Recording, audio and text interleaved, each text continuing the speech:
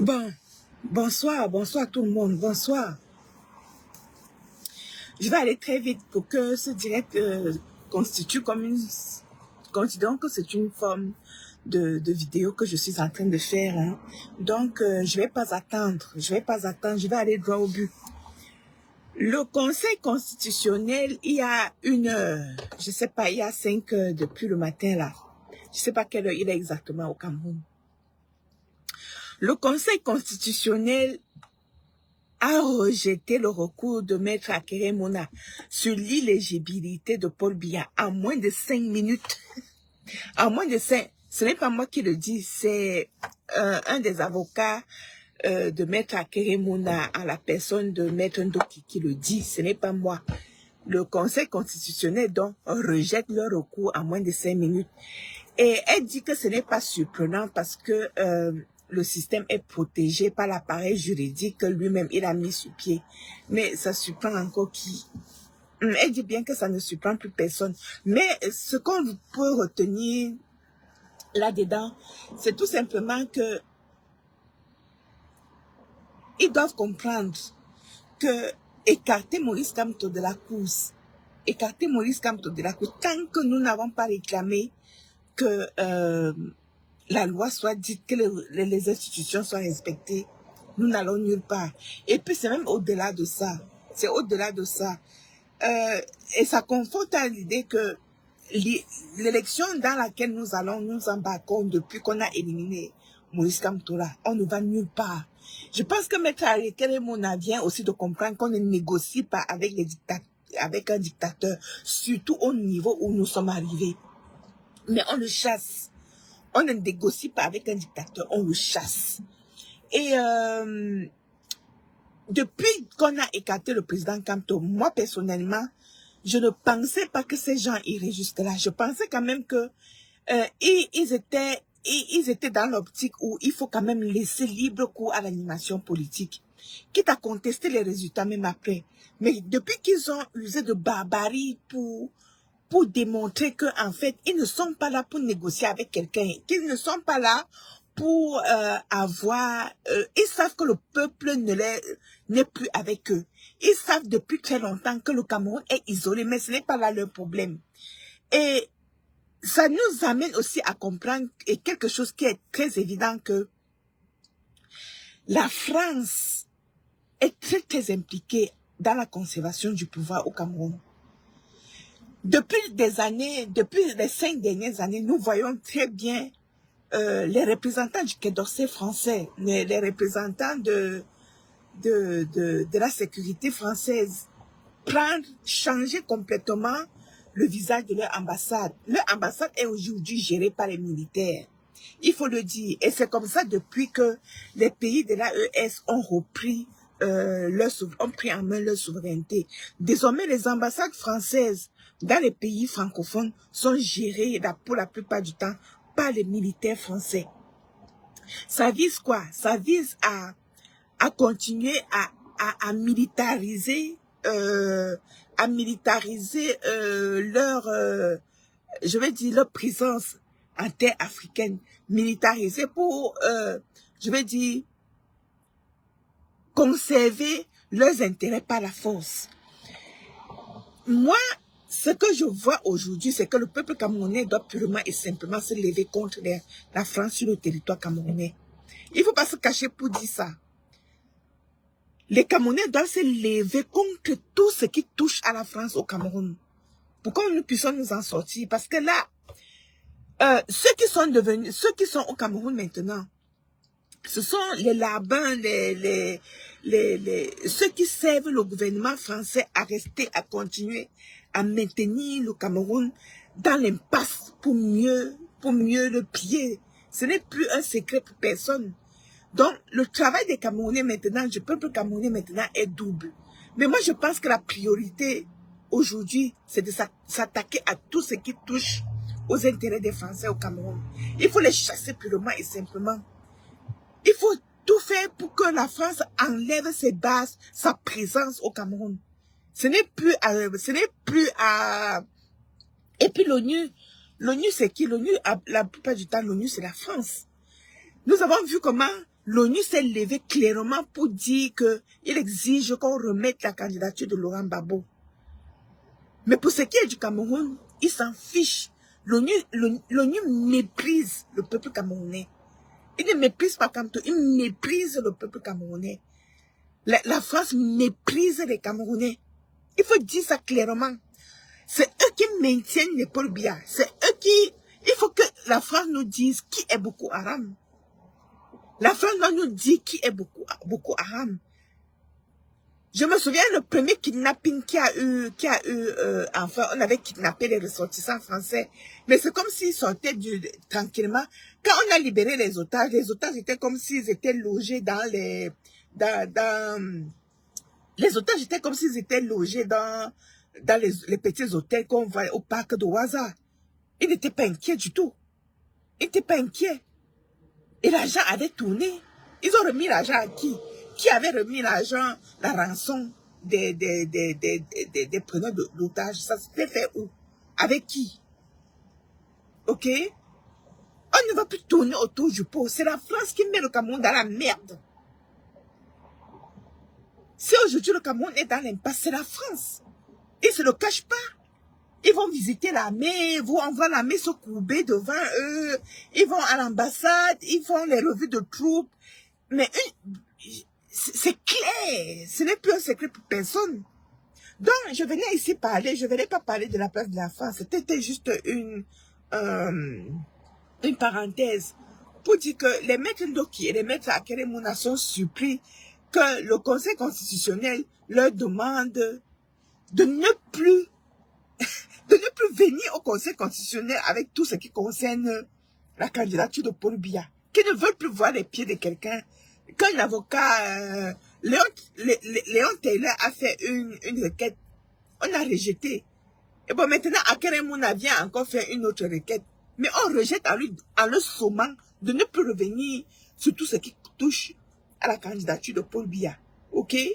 Ne revenez plus. Bon, maintenant, si Maître Akeremouna veut démontrer que... Mais ce qui est là, c'est que Akeremouna va même négocier avec eux. Mon cher. Akeremouna veut faire comme une... Je ne sais pas si c'est la politique de l'autruche ou bien...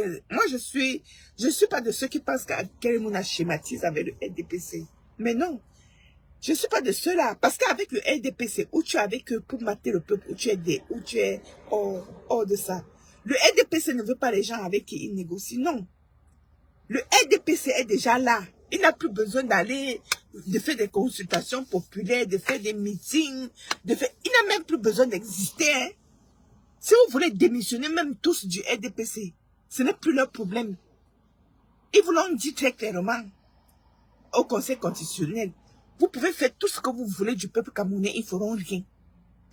Donc, du coup, le LDPC n'a plus besoin de gagner les élections. Il n'a même plus besoin d'organiser. Si vous voulez, vous partez voter. Si vous voulez, vous ne votez pas.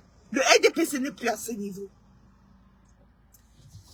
Il faut qu'on soit d'accord avec ça.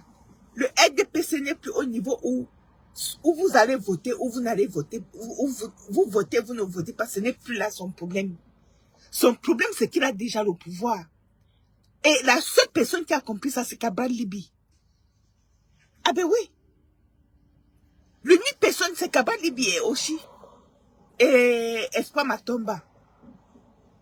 Ils ont compris que pour négocier, pour être avec le LDPC, il faut se courber.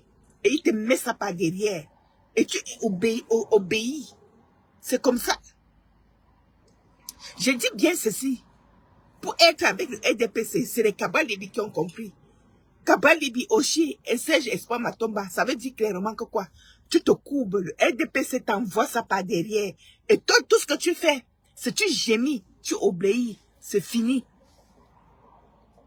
Donc, il faut que le maître, si maître Akeremouna ne veut pas jouer le même jeu, qu'il ne tente pas une quelconque négociation, on ne négocie pas avec un système dictatorial, on le chasse.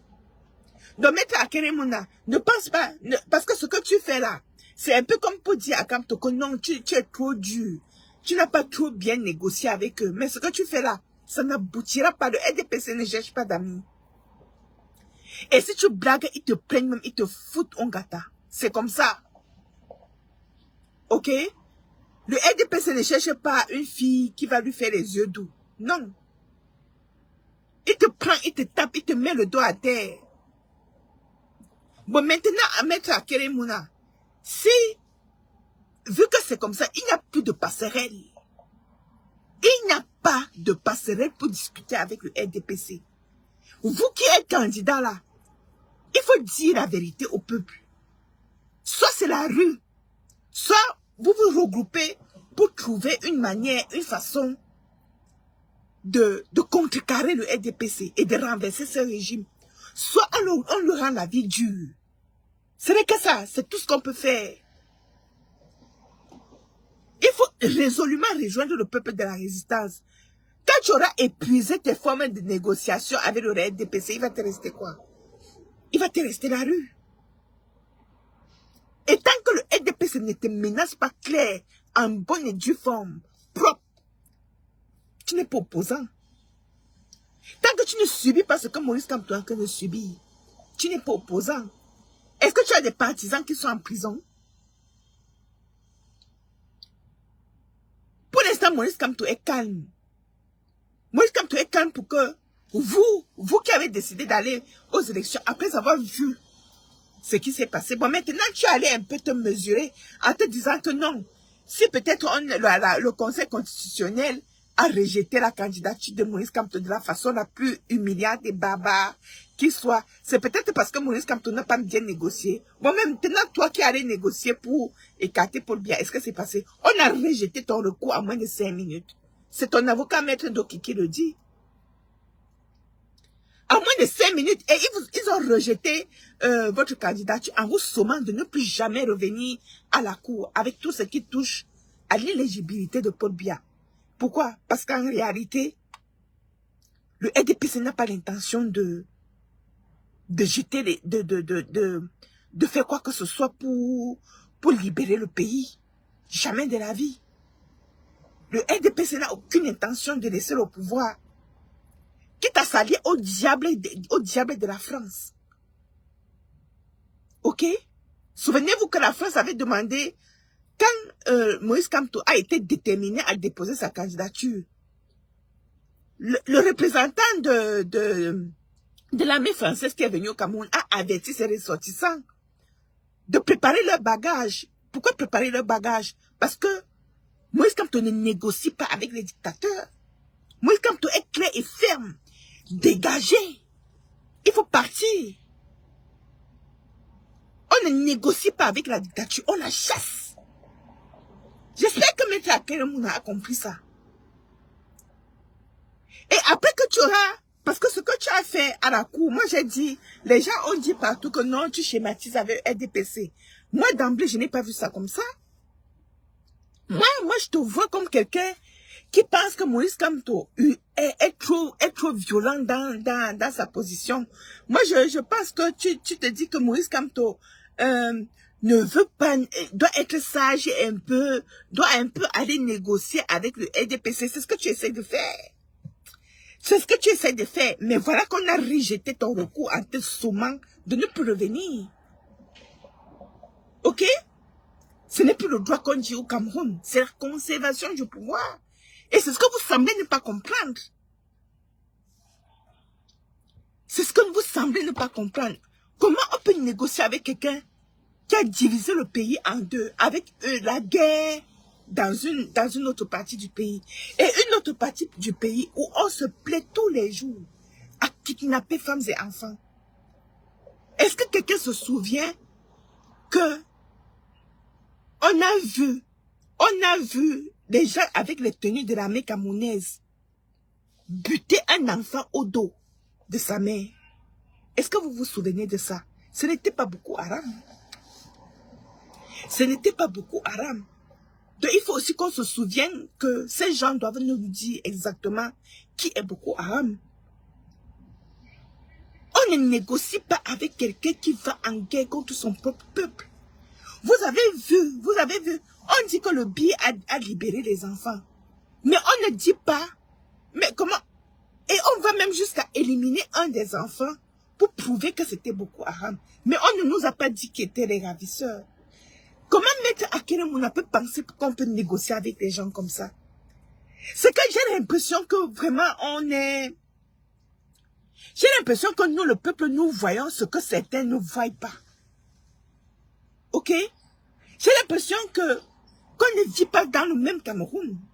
J'ai l'impression qu'on ne vit même pas les mêmes réalités. J'ai l'impression que les gens comme les maîtres Akeremouna vivent vraiment en Alaska là-bas, loin dans le froid là-bas, et ils ne sont vraiment pas conscients de qui est vraiment le système dictatorial qui nous gouverne. On ne négocie pas avec ces gens-là, monsieur. Et ils sont en train, eux-mêmes, ils sont en train de vous le démontrer.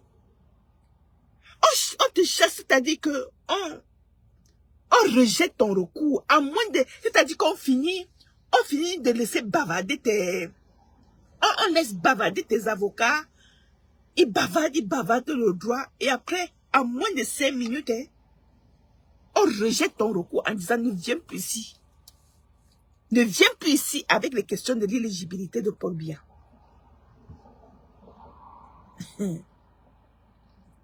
Je ne sais pas. Parfois, à un moment donné, je me suis dit que non, nous, le peuple là, on va un peu trop vite avec le RDPC. Parfois, il faut essayer de négocier avec le pouvoir. Mais le recours d'Akeremouna m'a démontré qu'on n'est pas là pour négocier avec des gens comme ça. Il faut les chasser purement et simplement. Même Maître Ndoki qui écrit, Maître Ndoki écrit les résultats de l'audience en disant que ça ne la surprend pas. Mais en disant que ça ne la surprend pas, mais qu'est-ce qui vous a donc fait quitter la résistance? Moi, j'ai l'impression que voilà, les mêmes gens qui ont accusé Moïse Kamto vont encore faire face au RDPC et reviennent encore nous dire qu'ils ne sont pas surpris. Vous avez donc quitté Maurice Kamto, accusé Maurice Kamto de tous les noms d'oiseaux. Et allez vous-même vous cogner le visage sur le mur. Et revenez vous-même nous dire que le fait qu'on se soit cogné le visage sur le mur, là, ça ne nous surprend pas. Qu'est-ce qui est donc difficile de s'aligner derrière le peuple de la résistance? Qu'est-ce qui est donc difficile pour nous de nous mettre ensemble? Mais moi, je le dis toujours. Tant que nous ne sommes... Notre problème au Cameroun, ce n'est pas Paul Biya. Notre problème au Cameroun, c'est que nous sommes divisés, incapables de nous mettre ensemble contre ce système. Nous sommes incapables de nous mettre ensemble. Chacun veut aller seul et voir de ses propres yeux. Il recule. Après nous avoir traité de tous les noms d'oiseaux, chacun part voir, il revient. Soit vous êtes avec eux, soit vous êtes avec nous. C'est pile ou face, quitte ou double. Soit vous allez avec eux, soit vous restez avec nous. Parce que nous, le peuple là, nous avons décidé de leur rendre. Ils peuvent faire tout ce qu'ils veulent. Nous sommes déjà conscients que depuis qu'on a retiré la candidature du peuple, nous n'irons plus aux élections. Nous continuons tranquillement notre résistance. Nous n'irons plus aux élections. J'espère que le peuple se prépare d'une manière ou d'une autre à déloger ces gens-là. La première chose, il faut que nous intégrions dans la lutte maintenant, que nous devons affronter directement la France. Il faut intégrer ça. Nous devons intégrer dans la lutte que ce n'est pas seulement le système Biya que nous allons affronter. Préparons-nous aussi à affronter la France.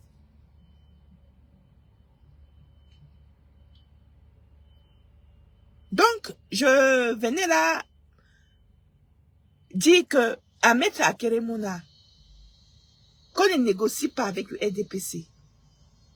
On ne peut pas négocier avec le RDPC. Le RDPC n'est pas là pour s'attendrir. Pour s'attendrir sur notre sol, ils ne sont pas là pour ça. Les institutions n'existent plus.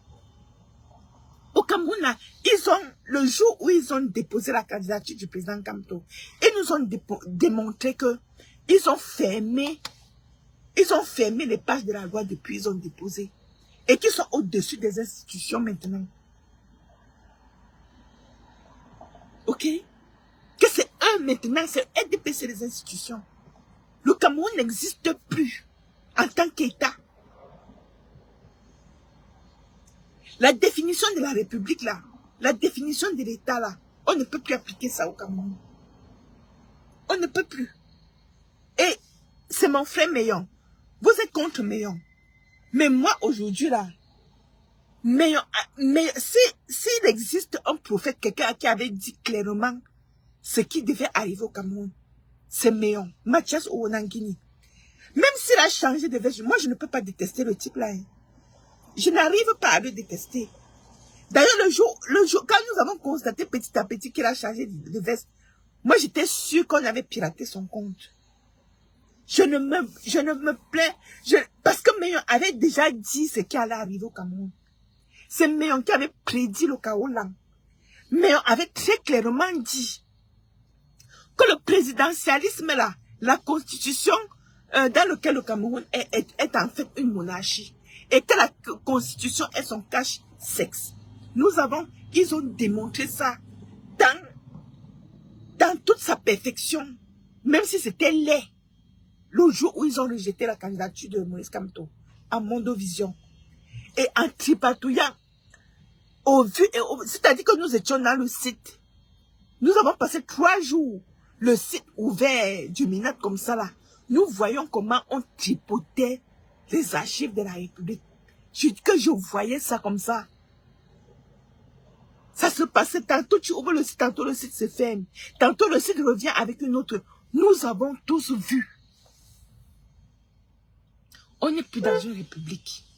Et si nous cherchons, Maître Akelele Mouna, si nous cherchons une république, il faut chasser ce système. Maître Akelele Mouna, trouve-nous les moyens de chasser ces gens-là. Trouve des moyens. Réfléchis maintenant sur les moyens. Tu penses que quand ils ont rejeté la candidature du président Kamto, ils ont démontré que ce n'est pas la loi qui gouverne le Cameroun. Ce n'est plus la loi. Ils sont soutenus par les mains invisibles de la France. Pour faire de la France la réserve des richesses d'un petit groupuscule de Français. C'est ça que le Cameroun est devenu aujourd'hui. Maître Akelele Mouna, mets sur pied un groupe de personnes capables de réfléchir sur comment chasser Paul Biya. Parce que là, et dites-leur que les élections est une mascarade. Et commence d'abord, premièrement, Maître Akelele Mouna, commencez par retirer votre candidature. Pour être logique, le fait maintenant que vous avez intenté un recours, moi j'ai apprécié le fait que vous avez intenté ce recours-là. Je l'ai apprécié. Vous avez, on vous a soupçonné de schématiser. Moi, je n'étais pas d'accord. Je ne dis pas que je n'étais pas d'accord, mais moi, j'ai dit, j'attends le verdict. Pour confirmer si vous schématisez ou non avec le RDPC. Le fait que vous ayez déposé ce recours, je l'ai applaudi. Je me suis dit, il faut quand même laisser les traces de quelque chose. Il faut des traces que, dans l'histoire au moins, nos enfants, nos petits-enfants comprendront qu'on avait intenté plusieurs recours pour démontrer que Paul Biya, au haut de ses 95 ans et après ses 80 ans de service comme fonctionnaire camerounais, il a été reconnu comme éligible. Ça, c'est la trace. Maintenant que vous avez fait ça et qu'on a rejeté gentiment et violemment votre recours, votre candidature, vous devez la retirer. Vous ne pouvez pas, après ça, aller compétir avec Paul Biya. Est-ce qu'on se comprend? Pour être logique, vous-même, vous devez retirer votre candidature. Vous ne pouvez pas aller aux élections dans ces conditions-là. Vous êtes quand même un avocat, un ancien du barreau. Vous êtes un avocat au barreau du Cameroun. Pour être logique avec vous-même, et selon votre déontologie, et selon votre serment d'Hippocrate, vous devez retirer votre candidature. Purement et simplement.